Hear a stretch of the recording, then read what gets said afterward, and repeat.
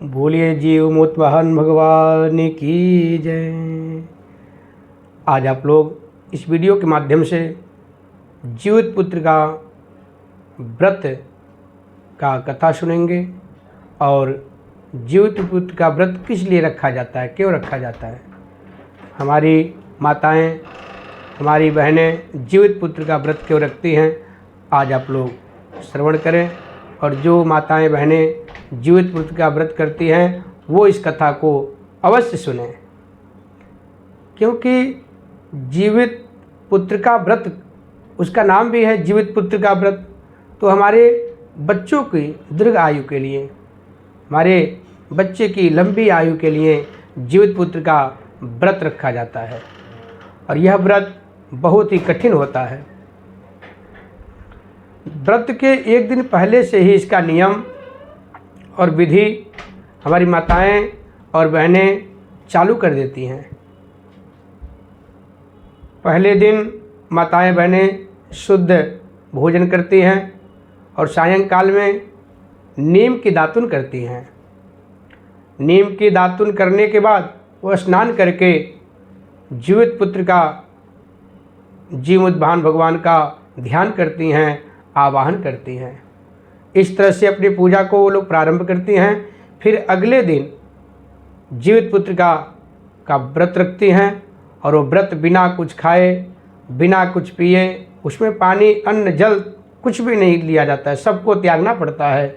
जीवित पुत्र का व्रत बहुत कठिन होता है। तो जीवित पुत्र का व्रत आप लोग इस वीडियो के माध्यम से सुनें और इसका लाभ प्राप्त करें। देखिए, जीवित पुत्र का व्रत जो है बहुत ही अद्भुत है।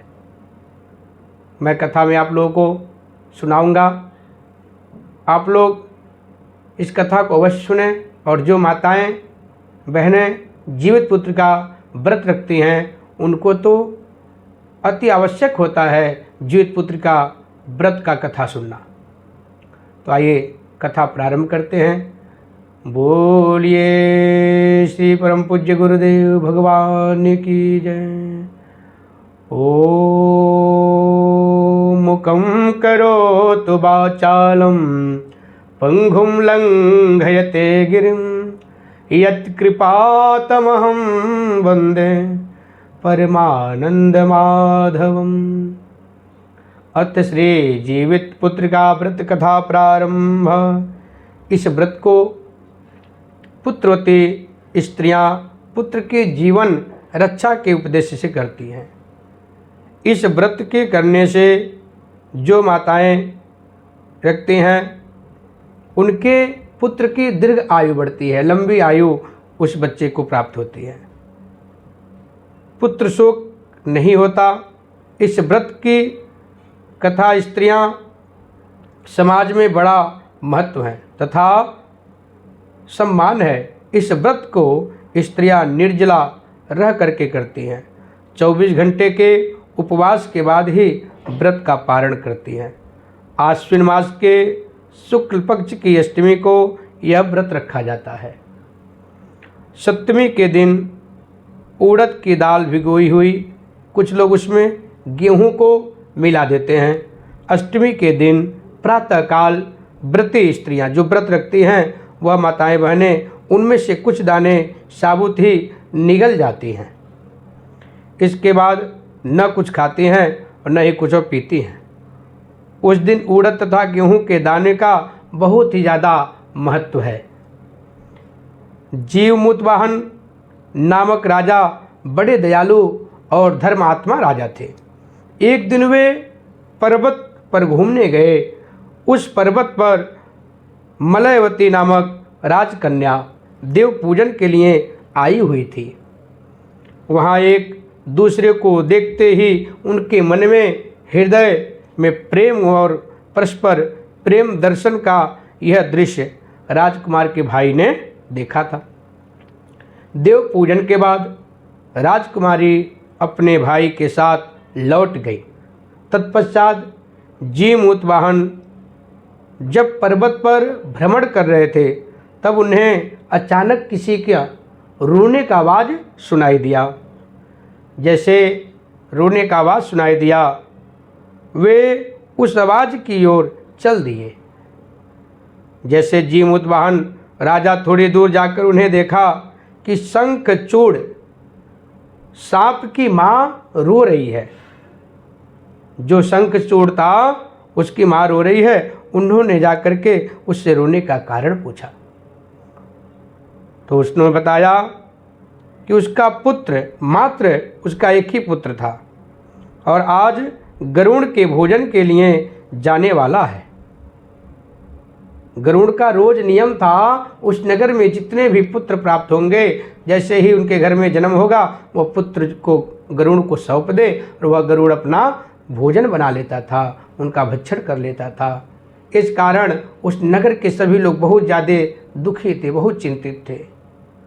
तो जैसे ही जीवमुतवाहन भगवान को वह चंद्र शंखचूड़ की माँ इस प्रकार से सारा व्यथा बताई, तब जीवमुतवाहन भगवान का हृदय द्रवित हो गया। बहुत ही वह कष्टमय हो गए और अपन मन में सोचने लगे कि यह कैसा दिन मैं देख रहा हूँ, जो माताएं अपने पुत्र को, अपने संतान को बचा नहीं पा रही हैं। उनके पुत्र को गरुड़ अपना भोजन बना ले रहा है, उनको मार दे रहा है। बहुत दुखी हुए। दुखी होकर के वे स्वयं गरुड़ के भोजन के लिए राजा जीवमुतवाहन तैयार हो गए। भोजन के लिए नियम स्थान पर जाकर के जीवमुतवाहन भगवान वहाँ राजा लेट गए और लेट करके नियत स्थान पर आकर गरुड़ ने जब जीवमुतवाहन राजा को चोंच से प्रहार किया, किंतु वे शांत भाव से पड़े रहे वहाँ। बिल्कुल न तो राजा जीवमुतवाहन हिले न डुले। वह चोंच पे चोंच गरुड़ मारा जा रहा है, किंतु वह शांत भाव से पड़े रहे और हिले भी नहीं। चोंच में जब सांप का सर्प नहीं था तो उसने नीचे देखा, जिससे गरुड़ को आश्चर्य हुआ। वह सोचने लगा यह कौन पड़ा है। जब गरुड़ ने उसे खाना बंद कर दिया तो जीवमुतवाहन ने पूछा, आपने खाना बंद क्यों कर दिया? आप मुझे खाओ, मेरी नसों में अब भी रक्त प्रवाहित हो रहा है, मेरे शरीर का मांस है, लगता है कि अभी तुम्हारी भूख मिटी नहीं है।